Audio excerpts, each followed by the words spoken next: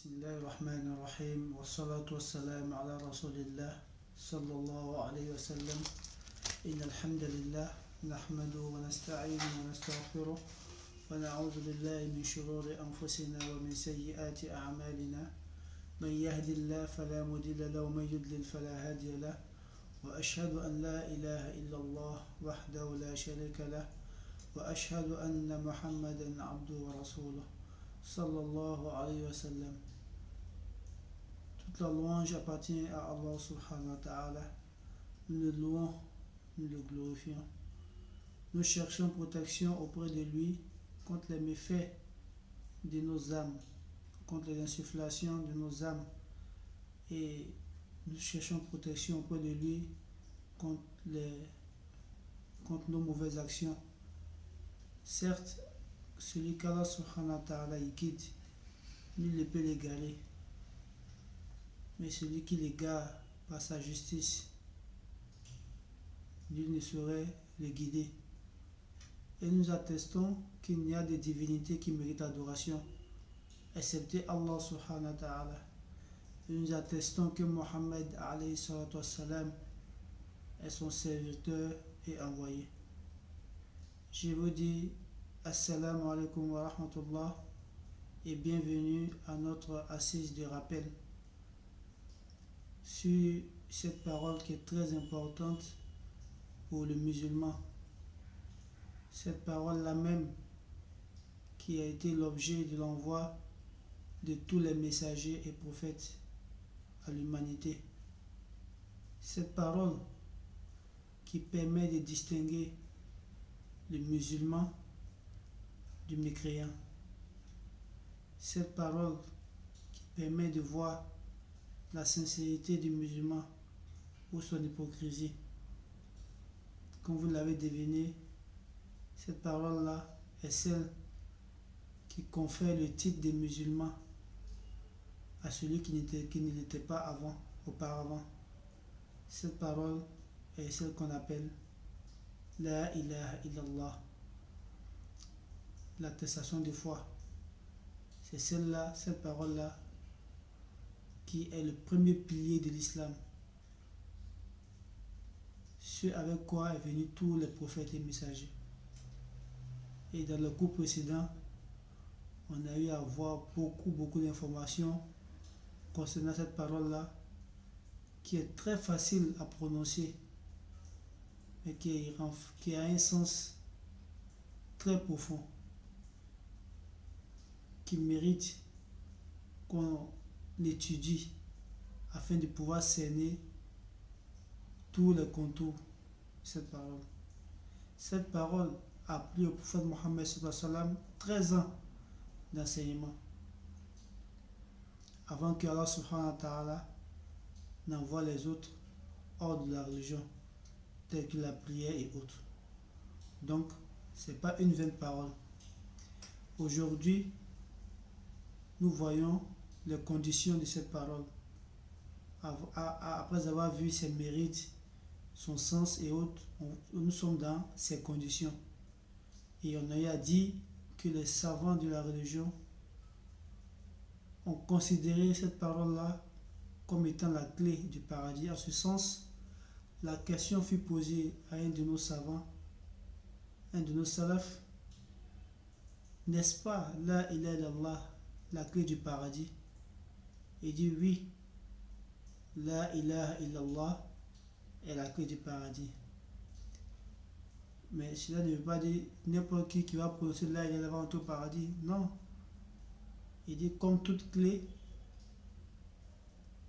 comme vous le savez, les clés ont des dents. Il dit sache que là il a aussi à ses dents. Et ces dents-là, ce sont quoi? Ces conditions. Et dans le cours précédent, on a eu à dire que la ilaha illallah avait 7 conditions. 7 conditions. Et il y a des savants qui ajoutaient une 8e condition. Et c'est ces conditions-là, Inch'Allah ta'ala, que nous allons voir.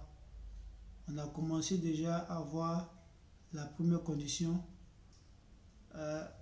qui est la science. La science de cette parole. Le fait de savoir ce que cette parole-là implique. en la prononçant, qu'est-ce qu'elle te permet de faire, qu'est-ce qu'elle t'interdit. On a vu ça dans le cours précédent. Aujourd'hui, on va aborder ensemble, Inch'Allah Ta'ala, la deuxième condition qui est la certitude. Qui est la certitude. Al-Yaqin. Et quand tu as la certitude, le contraire de la certitude, c'est le doute. C'est-à-dire, quand tu prononces cette parole-là, tu dois avoir la certitude à cette parole. Et nous nous appuyons toujours sur les écrits de nos savants que nous essayons de lire et essayons de faire aussi la traduction afin que cela soit profitable pour tout un chacun d'entre nous, Inch'Allah. Dans la bonne compréhension, qu'il fasse une musulman pieux et sincère. Donc le cheikh il dit Ashartu Thani al-yaqinu al-munafi li-shak. Il dit la deuxième condition est la certitude, al-yaqin, qui est l'opposé du doute. Il dit وَذَلِكَ بِأَنْ يَكُونَ قائلها مستيقنا بمدلول هذه الكلمة يقينا جازما. Il dit celui qui prononce cette parole, il doit avoir la certitude en ses implications. Il doit avoir la certitude en les implications de cette parole de La ilaha illallah. Une certitude dogmatique, c'est-à-dire une certitude qui est liée à la croyance. En tant que musulman, on sait que Allah subhanahu wa ta'ala, c'est lui qui a tout créé. Il est celui-là même qui n'a pas été engendré, qui n'a pas engendré. Allah subhanahu wa ta'ala, il ne dort pas, il ne somnole pas. Allah subhanahu wa ta'ala, c'est lui, il fait sortir le vivant du mort. Allah subhanahu wa ta'ala, c'est lui qui mérite l'adoration. Il n'a pas besoin d'intermédiaire entre ses serviteurs et lui. Mais il nous demande qu'on l'invoque. Lui, il attend nos invocations. C'est lui seul qui peut répondre à nos invocations. Allah subhanahu wa ta'ala, il a des noms, il a des attributs. Ces noms et ces attributs-là, nous devons croire en cela et nous ne devons pas les attribuer à autre qu'Allah subhanahu wa ta'ala. On ne peut pas donner l'attribut de la création à autre qu'Allah subhanahu wa ta'ala. On ne peut pas dire que Allah subhanahu wa ta'ala, il n'a pas la science. Donc toutes ces croyances-là, toutes ces convictions-là sont dogmatiques, sont liées à la foi, à la croyance musulmane. Donc celui qui atteste qu'il n'y a d'autre divinité digne d'adoration excepté Allah subhanahu wa ta'ala, il doit avoir la certitude aussi en les implications de cette parole-là qui est de quoi? Qui est d'établir le tawhid d'Allah subhanahu wa ta'ala, l'unicité d'Allah.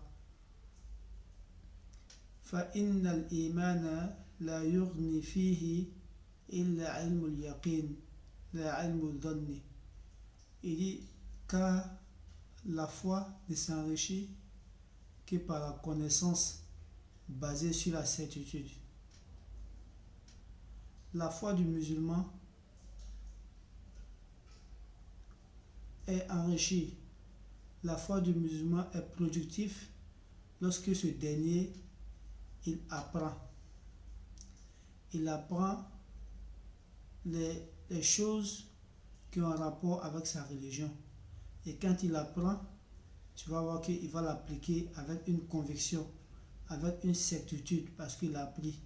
Parce qu'il sait que c'est Allah subhanahu wa ta'ala qui le met dans ses actes, qui lui demande cela. Et il sait que ces actes qu'il est en train de poser proviennent de son message, le message d'Allah sallallahu alayhi wa sallam, celui-là même qui ne parle pas sous l'effet de ses passions, mais en réalité c'est une révélation qu'Allah lui donne. Et il va appliquer ces cette science avec quoi? La certitude que cela pouvait d'Allah subhanahu wa ta'ala. Et tu vas voir que cette personne, sa foi, va s'enrichir. Il ne pourra pas être influencé, Inch'Allah ta'ala, dans sa foi. Mais par contre, celui qui pratique la religion comme ça, sur la base de l'ignorance, ou bien la base de on dit, celui-là, il est vulnérable. Il est comparable à un drapeau. Un drapeau dans l'air. Le vent la voit partout où il va. Il suit la direction du vent. Quand le vent est à gauche, il est à gauche. Quand il est à droite, il est à droite. C'est comme ça le musulman qui n'apprend pas sa religion. Quand la masse dit quelque chose, il suit la masse.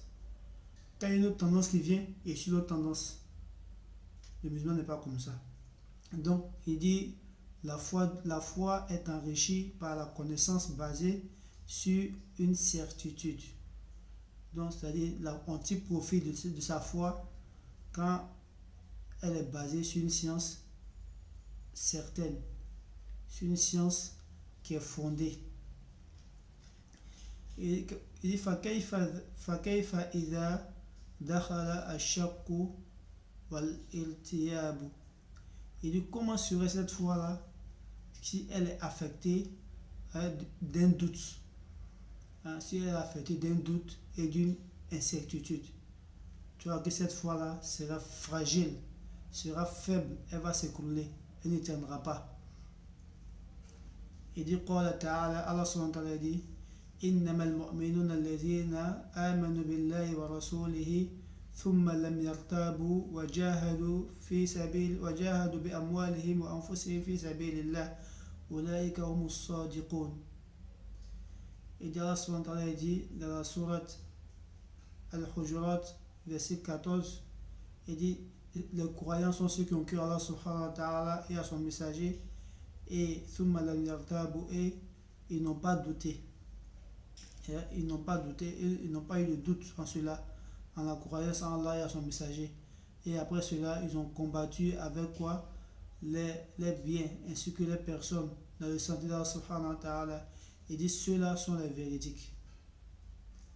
Il dit فاشترط في صدق إيمانهم بالله ورسوله كونهم لم يرتابوا. Il dit Allah subhanahu wa ta'ala, à travers ce verset, il a associé la croyance avec quoi? La certitude. C'est-à-dire, les croyants, ils ont cru à Allah subhanahu wa ta'ala ainsi qu'à son messager. Et ils n'ont pas eu de doute à ce sujet. Ils n'ont pas eu de doute à ce sujet. Et c'est après avoir eu cette certitude en Allah subhanahu wa ta'ala, en l'unicité d'Allah subhanahu wa ta'ala, en le fait que c'est lui seul qu'on doit adorer, conformément aux enseignements d'un prophète, ils n'ont pas eu de doute à cela et ils ont fait des efforts dans le sentier d'Allah subhanahu wa ta'ala. Donc, avant de faire des efforts dans la religion, il faut d'abord avoir la science en Allah subhanahu wa ta'ala. Il faut avoir cette science de la religion. C'est elle qui va te permettre maintenant, après avoir eu la science et la certitude, c'est ça qui va te permettre, qui va te faciliter les bonnes actions, qui va te faciliter l'adoration. Et donc Allah subhanahu wa ta'ala a associé la croyance avec quoi? La certitude, avec le fait de ne pas douter. Allah subhanahu wa ta'ala.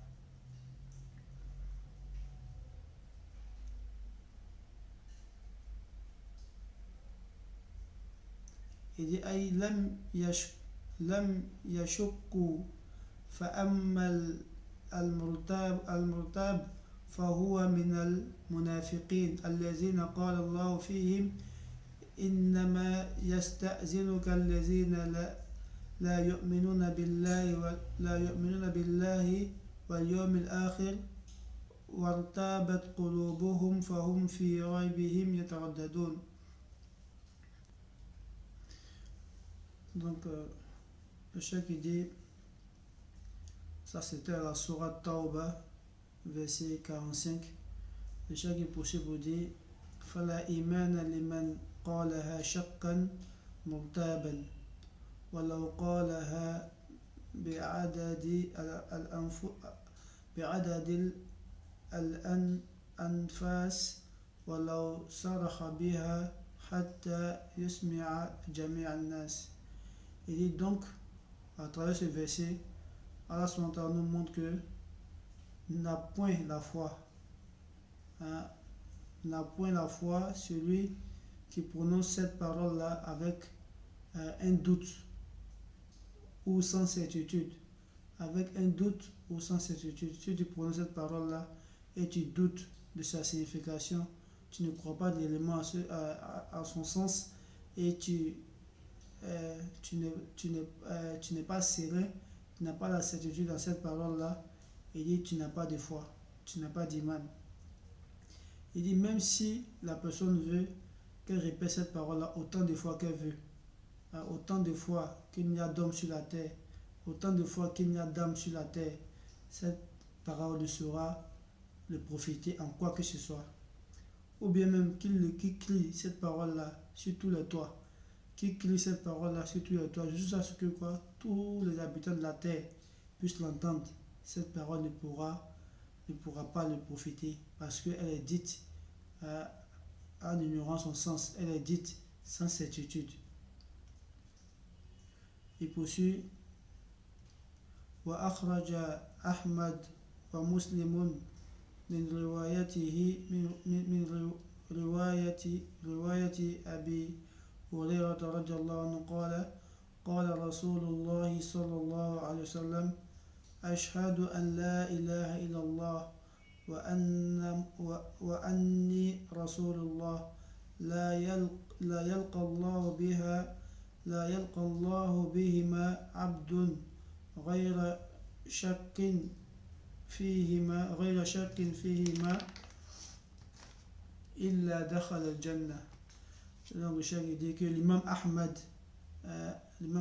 ainsi que l'imam Muslim ont rapporté selon Abu Hurairah que le prophète sallam a dit j'atteste qu'il n'y a de divinité qui mérite l'adoration excepté Allah subhanahu wa ta'ala et que je suis le messager d'Allah. Il dit nul ne rencontrera Allah subhanahu wa ta'ala avec ces deux attestations sans avoir aucun doute à ce sujet-là, excepté qu'il entre au paradis. Donc, à travers ce hadith, le prophète nous informe que celui qui dit La ilaha illallah Muhammad Rasulullah avec quoi? Sans doute, avec la certitude, et celui-là, Yom al-Qiyamah, lorsqu'il rencontrera Allah subhanahu wa ta'ala, il rentrera au paradis. Mais la condition est qu'il dise et qu'il répète et qu'il atteste ces deux formules-là sans doute, sans douter, avec une certitude, une ferme certitude en ces deux attestations. Celui-là, il rentrera au paradis. Face à Allah subhanahu wa ta'ala, que nous soyons du nombre de ces personnes-là. وعن أبي هريرة رضي الله عنه قال قال رسول الله صلى الله عليه وسلم من لقيت من وراء هذه الحائط يشهد أن لا إله إلا الله مستيقنا بها قلبه فبشره بالجنة رواه مسلم. D'après Abu Hurairah, le prophète sallam a dit celui que tu rencontreras derrière ce mur qui atteste qu'il n'y a de divinité qui mérite l'adoration excepté Allah subhanahu wa ta'ala, avec une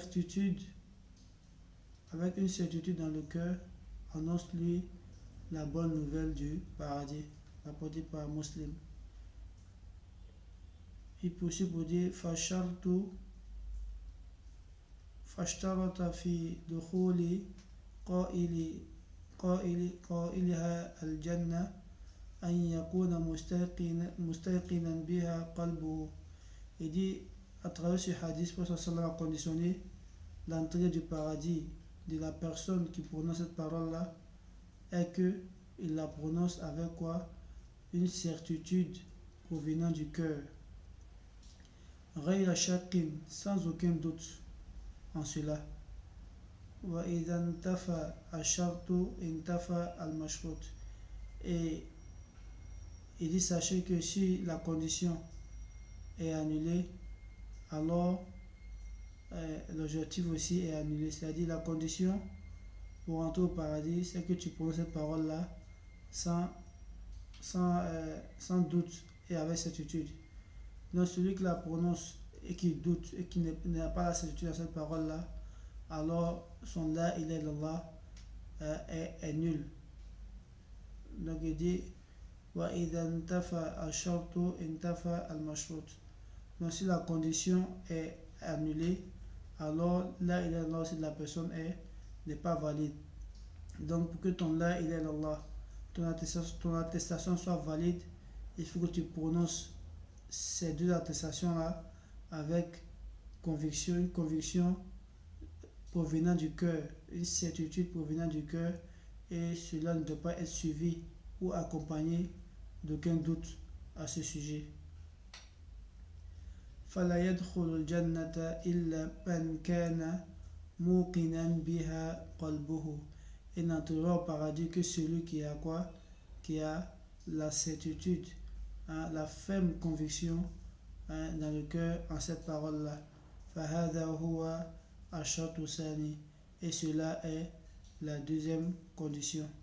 Qu'Allah nous accorde la bonne compréhension, qu'il fasse de nous musulmans pieux et sincères, et qu'il nous facilite la concrétisation, la compréhension de cette parole-là, et qu'il nous accorde la foi ainsi que la certitude qui n'est pas suivie de doute à cette parole. Donc pour ceux qui nous prennent en marche au cours de ces séries de cours, Inch'Allah, sachez qu'on a eu à faire plus d'une dizaine de cours, alhamdulillah, sur ce sujet-là, qui est la parole de la ilaha illallah, que vous pouvez trouver sur nos différentes pages, sur Facebook ou YouTube, Inch'Allah. Vous pouvez les trouver aussi. Et ceux qui veulent aussi s'abonner à notre cours sur le groupe WhatsApp aussi, Inch'Allah, vous aurez le numéro dans, comme ça, dans la description de la vidéo. Assalamu alaikum wa rahmatullahi wa barakatuh. سبحانك اللهم وبحمدك نشهد أن لا إله إلا أنت نستغفرك ونتوب إليك صل سبحان ربك رب العزة عما يصفون وسلام على المرسلين والحمد لله رب العالمين. سبحانك أنت المتكبر ذو الجلال والإكرام. نحمدك سبحانك بحمد